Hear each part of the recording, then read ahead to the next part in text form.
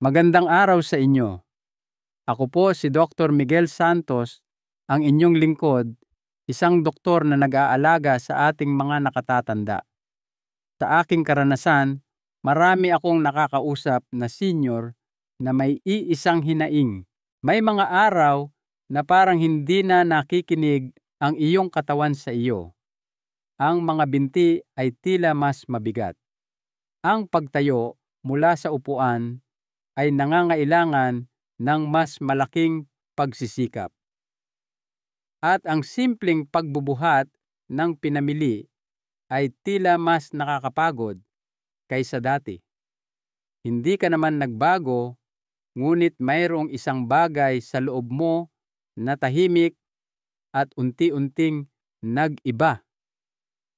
Ang tahimik na pagbabagong iyon, mayroon itong pangalan, sarcopenia.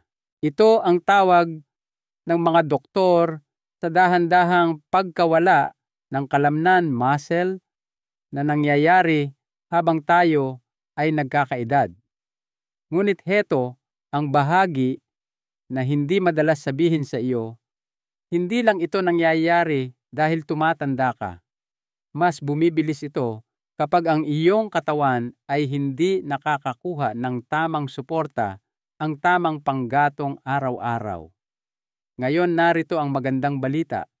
Hindi mo kailangan ng gym membership. Hindi mo kailangan ng mga protein powder o mahigpit na gawain. Sa katunayan, ang ilan sa mga pinakamakapangyarihang proteksyon laban sa pagkawala ng kalamnan ay nasa iyong basket ng prutas lang. Oo, mga tunay at pang-araw-araw na prutas, likas na lunas at kamangha-manghang epektibo sa pagtulong sa iyong manatiling malakas, maliksi at independyente hanggang sa iyong ika-70 taon at higit pa. Sa araw na ito, ibabahagi ko sa inyo ang 5 makapangyarihang prutas na tahimik na lumalaban sa pagkawala ng kalamnan at tumutulong sa iyong bumuo ng lakas sa natural na paraan, isang maliit na kagat sa bawat pagkakataon. Hindi ito mga pambihira o mamahaling superfoods. Ito ay mga simpleng prutas na abot kaya na may mga benepisyong suportado ng tunay na agham at mga totoong kwento. At sasabihin ko sa inyo, ang prutas sa numero 1 ay maaaring makagulat sa inyo. Hindi ito kakaiba. Sa katunayan, malamang na nakikita mo na ito sa buong buhay mo at hindi mo namalayan kung gaano kalalim ang suporta nito sa iyong mga kalamnan, sa iyong enerhiya at sa iyong paggaling. Kaya't samahan ninyo ako hanggang sa dulo dahil ang pag-alam kung aling mga prutas ang nakakatulong at kung bakit sila mahalaga ay maaaring magbago ng paraan ng iyong pagkilos, pakiramdam at pagtanda. Magsimula tayo sa number 5, ang saging. Isang prutas na malambot, pamilyar at nakakaginhawa. Malamang nakakain mo na ito, nakakanto ng daan-daang beses nang hindi mo gaanong pinag-iisipan. Ngunit sa likod ng malinamnam na tekstura nito ay isa sa mga pinakasuportadong prutas para sa mga tumatandang kalamnan. Maaaring hindi ito mukhang isang superfood, ngunit para sa mga taong higit sa 100 ang saging ay isang tahimik na tagapag-alaga ng pang-araw-araw na lakas. Habang tayo ay tumatanda, ang ating mga kalamnan ay hindi lang lumiliit. Nagiging mas sensitibo sila sa maliliit na kawalan ng balanse. Ang mga bagay tulad ng mababang potassium, mabagal na paggaling, pagkatapos gumalaw, o kahit na ang nakatagong pamamaga ay maaaring unti-unting magpabagsak sa kanila. Ang saging kamangha-mangha ay tumutulong sa lahat ng tatlong ito. Mayaman ito sa potassium, isang mineral na talagang kailangan ng iyong mga kalamnan para gumana at mag-relax ng maayos. Kapag mababa ang potassium, maaaring maramdaman mong mabigat ang iyong mga binti, medyo nanginginig ang iyong balanse, o bumabalik ang mga nakakainis na pulikat sa gabi. Ang isang katamtamang saging ay nagbibigay sa iyo ng halos 400 milligrams ng potassium, sapat na upang mapanatiling maayos ang paggana ng mga kalamnan.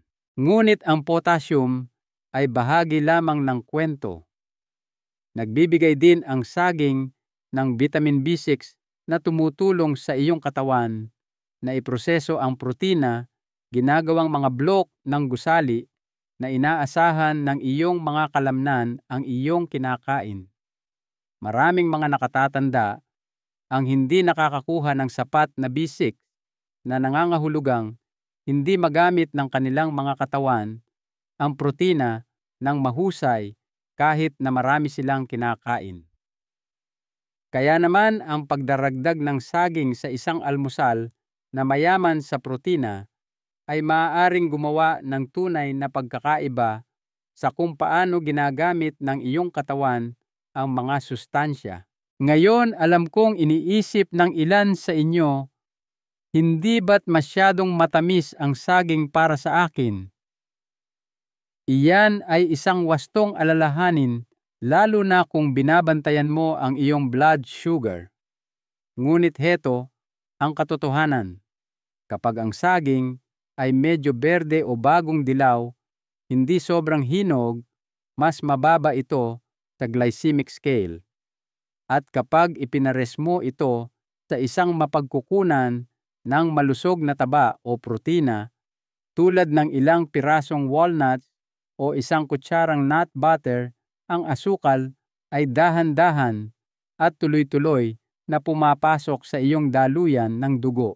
Isang ginang na nakausap ko si Aling Lita, 71 na taong gulang at naglalakad pa rin tuwing umaga, ay nagsabi sa akin na sinimulan niyang kumain ng kalahating saging na may ilang almonds bago siya maglakad. Wala na akong ibang binago, sabi niya, pero hindi na ako nakakaramdam ng pagod sa kalagitnaan. Binigyan ako nito ng sapat na tulak para magpatuloy, at iyon mismo ang ginagawa ng saging. Hindi sila nilikha para maging magarbo o madrama. Sinusuportahan nila ang iyong mga kalamnan ng tahimik, may enerhiya, may mga mineral, may mga sustansya na tumutulong sa iyong katawan na gumana ng mas mahusay. Higit pa riyan, mabuti rin ang saging para sa kalusugan ng iyong tiyan. Ang kanilang natural na fibers ay tumutulong sa panunaw at ang resistant starch sa mga hindi gaanong hinog na saging ay nagpapakain sa iyong mabuting gut bacteria. At kapag malusog ang iyong tiyan, mas mahusay mong naa-absorb ang mga sustansya na nangangahulugang mas marami ang nakukuha ng iyong mga kalamnan. Kaya paano mo magagamit ang saging para sa iyong kapakinabangan? Simple lang. Hiwain ang kalahating saging sa iyong morning oats. I-blend ito sa isang smoothie na may gatas na soya, o kainin lang ito sa kalagitnaan ng hapon kapag kailangan mo ng natural na tulong sa enerhiya. Ang susi ay hindi lang ang pagkain nito, kundi ang paggawa nito bilang bahagi ng isang ugali na sumusuporta sa iyong lakas. Ang isang saging sa isang araw ay hindi muling itatayo ang lahat ng iyong kalamnan sa magdamag, ngunit sa paglipas ng panahon, maaari nitong tahimik na suportahan ang mga bagay na mahalaga, ang iyong enerhiya, ang iyong balanse, ang iyong kakayahang magpatuloy ng walang pag-aalinlangan. Ngayon, pag-usapan natin ang isang prutas sa number 4, ang blueberry. Ito ay maliit, matingkad ang kulay at puno ng nakapagpapagaling na kapangyarihan. Maaaring maliit ito, ngunit huwag kang magpalinlang. Pagdating sa pagprotekta sa iyong mga kalamnan, kasukasuan, at pangkalahatang paggalaw, ang maliit na berry na ito ay napakalakas. Isa sa mga pinakamalaking nakatagong banta sa ating mga kalamnan habang tayo ay tumatanda ay isang bagay na hindi natin nakikita o nararamdaman kaagad, ang pamamaga o inflammation. Dahan-dahan itong pumapasok na nagiging sanhi ng paninigas ng mga kalamnan, pananakit ng mga kasukasuan, at mas matagal na paggaling kahit pagkatapos ng magaan na paggalaw. Sa paglipas ng panahon, ang talamak na pamamaga ay sumisira sa mga hibla ng kalamnan at ginagawang mas mahirap manatiling aktibo. Dito, nagniningning ang mga blueberry. Ang nagpapaging espesyal sa kanila ay ang kanilang mayamang supply ng anthocyanins, ang parehong mga compound na nagbibigay sa kanila ng malalim na kulay asul-lila. Ang mga natural na antioxidant na ito ay lumalaban sa pamamaga at oxidative stress na nangangahulugang tumutulong silang protektahan ang iyong mga kalamnan sa antas ng cellular. Sa katunayan, ipinapakita ng pananaliksik na ang mga nakatatanda na regular na kumakain ng mga blueberry ay nakakaranas ng mas mahusay na paggalaw, mas malakas na paggana ng binti, at kahit na pinabuting balanse. Naaalala ko ang isang maginoo na nagngangalang Mang Jaime, 74 taong gulang at nagpapagaling mula sa pinsala sa balakang. Sinabi niya sa akin na sinimulan niyang magdagdag ng mga blueberry sa kanyang almusal matapos basahin ang tungkol sa kanilang mga benepisyo laban sa pamamaga. Iyon lang ang pagbabagong ginawa ko, sabi niya. Ngunit sa loob ng ilang linggo, mas nakakalakad ako nang matagal nang hindi nararamdaman ang malalim na sakit sa aking mga hita. Ngumiti siya at sinabing pakiramdam ko ay muling nakikipagtulungan ang aking mga binti. Higit pa sa paggaling ng kalamnan, tumutulong din ang mga blueberry na suportahan ang insulin sensitivity. Iyan ang kakayahan ng iyong katawan na pangasiwaan ng maayos ang asukal. Mahalaga ito para sa sinumang namamahala ng type 2 diabetes o pre-diabetes.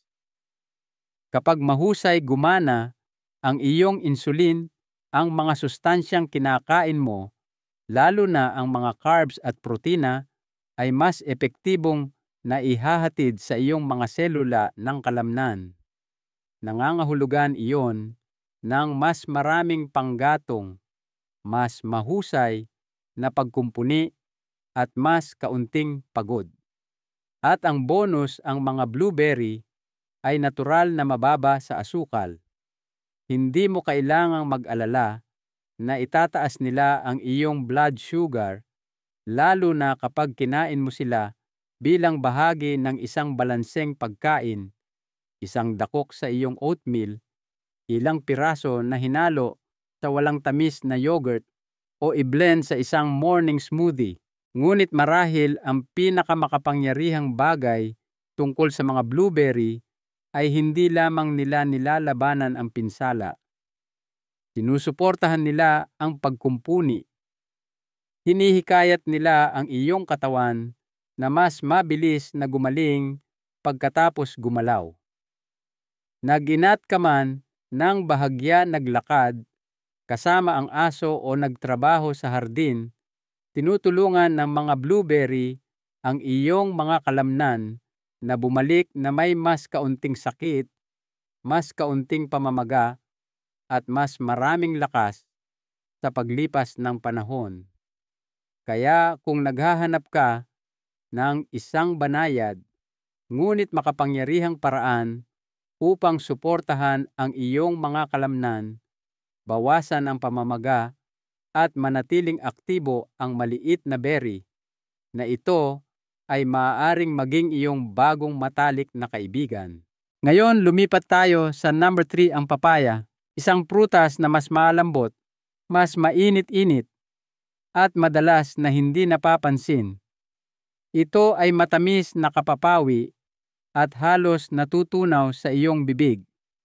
Ngunit ang tunay na lakas nito ay nasa ilalim ng balat, lalo na pagdating sa pagsuporta sa panunaw at pagtulong sa iyong mga kalamnan na ma-absorb ang kailangan nila upang lumago at gumaling.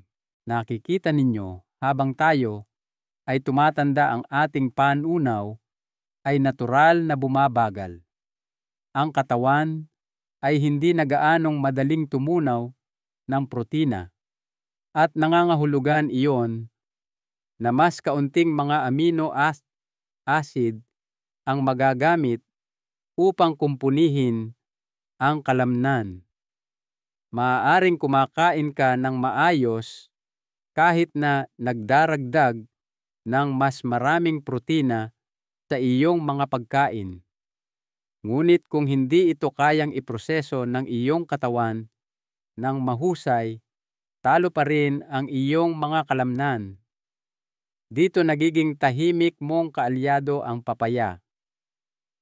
Naglalaman ito ng isang espesyal na enzyme na tinatawag na papain, na gumaganap na parang katulong sa iyong tiyan, tinutunaw ang mga protina para mas ma-absorb ng iyong katawan ang mga ito.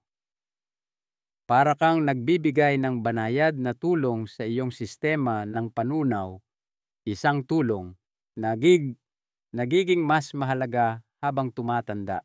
Ngunit hindi nagtatapos doon ang mga biyaya ng papaya.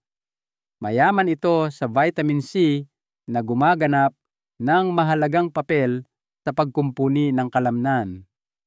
Tinutulungan ng vitamin C ang iyong katawan na gumawa ng collagen, isang pangunahing bahagi ng iyong mga kalamnan, litid tendons at ligaments. Kung walang sapat nito, maaaring maramdaman mong mas mahina ang iyong mga kalamnan at mas naninigas ang iyong mga kasukasuan. At pakinggan ninyo ito, mas marami pang vitamin C ang papaya kaysa sa mga dalandan na ginagawa itong isang kamangha-manghang pang-araw-araw na mapagkukunan para sa mga nakatatanda na nais manatiling maliksi at gumagalaw. Mayroon din itong beta-carotene at lycopene, mga natural na compound na nagbibigay sa papaya ng matingkad na kulay kahel rosas. Ang mga ito ay gumaganap bilang mga antioxidant, lumalaban sa mga free radical at pamamaga na nag-aambag sa pagkasira ng kalamnan. Sa katunayan, ipinakita ng ilang pag-aaral na ang fermented papaya extract ay nagpababa ng mga marker ng pamamaga sa mga nakatatanda na nagpapabuti sa parehong enerhiya at panunaw. Isang ginang na nagngangalang Aling Cora, 9 taong gulang at nakikipaglaban sa bloating at pagkapagod, ang nagbahagi ng kanyang kwento sa akin. Hindi ko gaanong pinapansin ang papaya, sabi niya, ngunit sinimulan kong kumain ng isang maliit na mangkok pagkatapos ng tanghalian araw-araw. Pagkaraan ng halos 1 linggo, mas magaan ang pakiramdam ng aking tiyan at hindi na ako gaanong naninigas sa pagtayo mula sa aking upuan. Minsan hindi ito tungkol sa paggawa ng higit pa. Ito ay tungkol sa pagtulong sa katawan na gawin ang dapat nitong gawin ng mas mahusay. Ang papaya ay natural ding mababa sa asukal, mataas sa tubig at banayad sa tiyan na ginagawa Itong isang perpektong merienda sa gabi o magaan na karagdagan sa almusal. At kung pinamamahalaan mo ang iyong blood sugar, ligtas ito sa katamtamang bahagi. Ang fiber nito ay tumutulong na pabagalin ang panunaw at ang mga katangian nitong anti-inflammatory ay sumusuporta sa kalusugan ng tiyan at balanse ng blood sugar.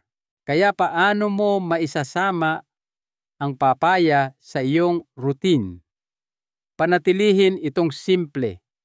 Ilang hiwa sa almusal, isang malambot na mangkok sa hapon, i-blend ito sa isang smoothie na may gatas na soya o yogurt. Hindi kailangang maging magarbo.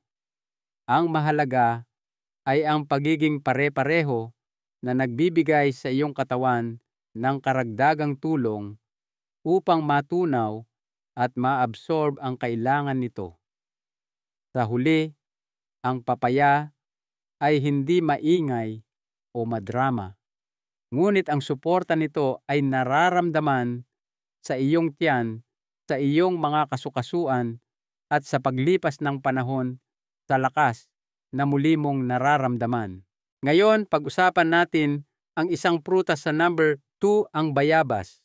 Madalas itong nagtatago sa paningin. Hindi ito laging laman ng balita tulad ng mga berry o abokado, ngunit para sa mga senior, ang matigas at mabangong prutas na ito ay isa sa mga pinakamakapangyarihang taga-suporta ng kalamnan na iniaalok ng kalikasan. Ang tunay na sikreto ay nakasalalay sa isang bagay, vitamin C. Karamihan sa mga tao ay iniuugnay ito sa kaligtasan sa sakit. Ngunit ang hindi alam ng marami ay ang vitamin C ay gumaganap ng isang kritikal na papel sa pagprotekta at muling pagtatayo ng kalamnan. Tinutulungan nito ang iyong katawan na gumawa ng collagen, ang structural protein na nagbubuklod sa iyong mga kalamnan, litid at kasukasuan. At dito namumukod tangi ang bayabas. Naglalaman ito ng 4 hanggang 5 beses na mas maraming vitamin C kaysa sa isang dalandan. Isang katamtamang bayabas lang ay maaaring magbigay sa iyo ng higit sa 250% ng iyong pang-araw-araw na pangangailangan sa pinakanatural at buong anyo ng pagkain. Ngunit ang vitamin C ay hindi lamang tungkol sa collagen. Ito rin ay isang malakas na antioxidant. At ang mga antioxidant ay ang unang linya ng depensa laban sa pinsala sa kalamnan na dulot ng oxidative stress, isang proseso na bumibilis habang tumatanda. Kapag ang iyong mga kalamnan ay nasa ilalim ng patuloy na mababang antas ng stress, mas madali silang masira at tahimik na pumapasok ang sarcopenia. Tinutulungan ng bayabas na i-neutralize ang prosesong iyon at sinusuportahan ang kakayahan ng iyong katawan na gumaling. Mayroon pa, ang bayabas ay naglalaman din ng potassium at fiber na parehong sumusuporta sa pangkalahatang paggalaw at kalusugan ng metabolismo. Ang potassium ay tumutulong sa pag-urong at koordinasyon ng kalamnan, habang ang fiber ay nagpapanatiling matatag sa panunaw na tumutulong sa iyong katawan na maabsorb ang mas maraming sustansya mula sa mga pagkaing iyong kinakain. Isang Ginoo na nagngangalang Mang Romy 72 ay minsang nagsabi sa akin na naging bahagi ng kanyang retirement recovery routine ang bayabas. Tuwing umaga pagkatapos ng kanyang paglalakad, hihiwain niya ang isang sariwang bayabas at kakainin ito na may kaunting asin at sili, tulad ng kung paano niya ito kinagigiliwan noong bata pa siya. Hindi ko ito gaanong pinag-isipan, sabi niya. Ngunit Pagkaraan ng ilang linggo, hindi na gaanong naninigas ang aking mga tuhod at bumuti ang aking balanse. Hindi ito mahika. Ito ay isang bagay na totoo. Ang nakakaginhawa rin ay ang bayabas ay diabetic friendly. Sa kabila ng banayad na tamis nito, mayroon itong mababang glycemic index na nangangahulugang hindi nito itataas ang iyong blood sugar. At ang mga antioxidant nito, lalo na ang lycopene, ay nagpakita ng mga benepisyo para sa kalusugan ng puso, pagbabawas ng presyon ng dugo, at pagpapabuti ng sirkulasyon, na mahalaga para sa paghahatid ng oxygen at sustansya sa iyong tissue ng kalamnan. Paano mo maisasama ang bayabas sa iyong buhay? Pinakamainam ang sariwa. Kainin ito ng hilaw-hiniwa na kasama ang balat. Diyan nagtatago ang marami sa mga sustansya. Maaari mo rin itong idagdag sa mga smoothie o i-chop sa isang fruit salad. Kung hindi available ang sariwa, ang walang tamis na katas ng bayabas sa maliliit na halaga ay isang magandang opsyon din. Sa mundo ng kalusugan ng kalamnan, maaaring hindi nagsusuot ng kapa ang bayabas, ngunit tiyak na gumagana ito tulad ng isang bayani. Tahimik tuloy-tuloy sa bawat kagat. Ngayon, nagtabi kami ng isang bagay na matamis at makapangyarihan para sa huli.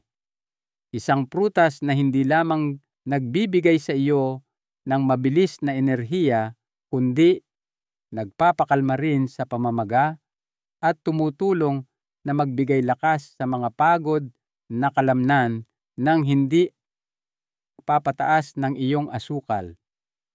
Pag-usapan natin ang madalas na hindi nauunawaan na number 1 ang dates. Maliit, kulubot, natural na matamis.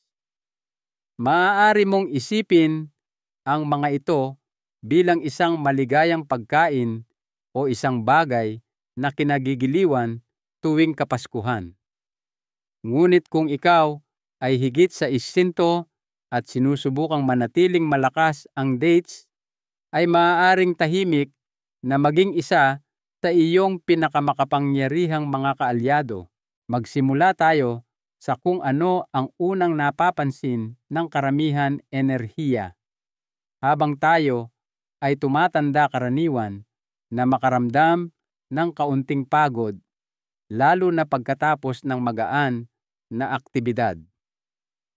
Ang pag-akyat sa hagdan, paghahardin o simpleng paglalakad ay maaaring mag-iwan sa iyong pakiramdam na kailangan mong humiga. Ito ay bahagyang dahil sa hindi na bumabalik sa dati ang iyong mga kalamnan. Dito pumapasok ang date. Ang dates ay mayaman sa natural na asukal, oo, ngunit puno rin ito ng fiber na nagpapabagal sa kung paano naa-absorb ang asukal na iyon. Nangangahulugan iyon na ang ilang piraso ng dates ay maaaring magbigay sa iyo ng banayad at tuloy-tuloy na pagtaas ng enerhiya nang hindi nagpapataas ng iyong blood sugar. Sa katunayan, ipinakita ng mga pag-aaral na ang dates ay may mababa hanggang katamtamang glycemic index na ginagawa itong mas ligtas kaysa sa inaakala ng karamihan, kahit na para sa mga namamahala ng type 2 diabetes kapag kinain ng katamtaman. Ngunit nag-aalok ang dates ng higit pa sa tamis. Puno ito ng potassium at magnesium, dalawang mineral na sumusuporta sa malusog na pag-urong ng kalamnan at nagbabawas ng mga pulikat. Kung nakaranas ka na ng pananakit ng binti sa gabi o naramdaman mong mas mabilis manghina ang iyong mga binti kaysa dati, ang mababang potassium ay maaaring bahagi ng dahilan. Ang ilang piraso lang ng dates ay makakatulong na mapunan muli ang mga imbak na iyon, lalo na pagkatapos ng pisikal na aktibidad. Ang mas kahanga-hanga pa, ang dates ay napakayaman sa mga antioxidant, lalo na ang mga flavonoid at phenolic acid, na tumutulong na pakalmahin ang pamamaga at bawasan ang oxidative stress. Ang mga antioxidant na ito ay tumutulong na protektahan ang iyong mga selula ng kalamnan at kahit na sumusuporta sa iyong puso, utak at immune system. May isang Ginoo akong nakausap, 70 na taong gulang, na nagsabi sa akin na nagsimula siyang kumain ng 2 dates pagkatapos ng kanyang paglalakad sa umaga kasama ang isang dakok ng mani. Sabi niya, pinipigilan nito ang aking pagbagsak sa hapon. At kakatuwa, hindi na gaanong sumasakit ang aking mga tuhod. Hindi ito isang himala, kundi isang matatag at natural na suporta na talagang magagamit ng kanyang katawan.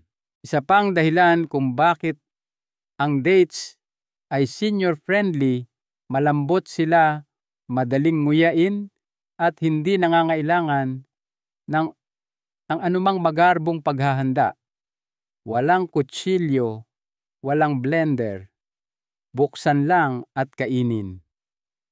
Ang pagiging simple na iyon ay ginagawa silang perpekto para sa mga nais ng nutrisyon na parehong maginhawa at mabait sa katawan. Ngayon, mahalaga ang moderasyon. Ang dates ay siksik sa calories at asukal, kaya sapat na ang 2 hanggang 3 piraso sa isang araw. Pagsamahin sila sa kaunting protina tulad ng almonds o isang hiwa ng keso, at mayroon ka ng isang merienda na mapagmahal sa kalamnan at palakaibigan sa blood sugar na tunay na sumusuporta sa paggaling. Kaya kung naghahanap ka ng paraan upang bigyan ng lakas ang iyong mga kalamnan, bawasan ang pananakit at malampasan ang araw nang walang pagkahapo sa hapon, ang dates ay maaaring maging iyong bagong paboritong ugali. Kaya ngayon, nakilala na ninyo sila. 5 simpleng prutas. Bawat isa ay may sariling tahimik na lakas, hindi mga tableta, hindi mga pulbos, kundi mga regalo lamang mula sa kalikasan na sumusuporta sa iyong katawan sa mga paraan na marahil ay hindi mo inaasahan. Hindi sila nangangako ng mga himala, ngunit nag-aalok sila ng isang bagay na kasing lakas suporta na iyong mararamdaman. Kaunting dagdag na lakas sa iyong mga binti, kaunting bawas sa pananakit sa umaga, kaunting dagdag na kumpiyansa kapag gumagalaw ka sa iyong araw. At ang pinakamagandang bahagi, hindi mo kailangang baguhin ang iyong buong buhay. Hindi mo kailangang sundin ang isang mahigpit na diyeta o isuko ang lahat ng gusto mo. Kailangan mo lamang magsimula sa isang maliit na karagdagan sa bawat pagkakataon. Isang saging sa iyong morning oats, ilang blueberry sa iyong yogurt, isang hiwa ng papaya pagkatapos ng tanghalian, kalahating bayabas sa sikat ng hapon, 2 dates bago ang iyong paglalakad sa gabi. Ito ay hindi lamang mga prutas. Ito ay maliliit na gawa ng pag-aalaga, maliliit na mensahe sa iyong katawan na nagsasabing, narito pa rin ako, nais ko pa ring maging malakas, nais ko pa ring mamuhay ng maayos. Isang mahalagang aral ang nais kong iwan sa inyo. Ang pag-aalaga sa sarili habang tumatanda ay hindi isang malaking proyekto na dapat tapusin agad. Ito ay isang koleksyon ng maliliit araw-araw na pagpili na nagpapakita ng pagmamahal sa katawan na nagsilbi sa inyo ng napakatagal. Kung nakaramdam ka na ng panghihina ng loob, kung sumasakit ang iyong mga tuhod o ang iyong lakas ay tila nawawala, hayaan itong maging isang banayad na paalala. Ang iyong katawan ay may kakayahan pa ring tumugon. Hindi pa huli ang lahat upang alagaan ito. Hindi pa huli ang lahat upang makaramdam ng mas mabuti kaysa kahapon. Kung ang impormasyong ito ay nakatulong sa iyo, nagbigay ng bagong ideya o kaunting pag-asa, nais kong marinig ang iyong kwento sa mga komento sa ibaba. Anong prutas ang sisimulan mong kainin? Anong pagbabago ang inaasahan mong maramdaman? At kung nais mo pa ng mas maraming mainit at simpleng payo na tulad nito, mga bagay na ginagawang mas madali at mas nakapagpapalakas ang pagtanda, huwag kalimutang i-like ang video na ito, mag-subscribe sa ating channel at ibahagi ito sa inyong mga kaibigan at pamilya. Narito kami upang samahan kayo isang maliit na pagpili sa bawat pagkakataon. Hanggang sa muli, manatiling malakas maging mabait sa inyong katawan. At huwag kalimutan, marami pa kayong natitirang lakas sa inyong kalooban.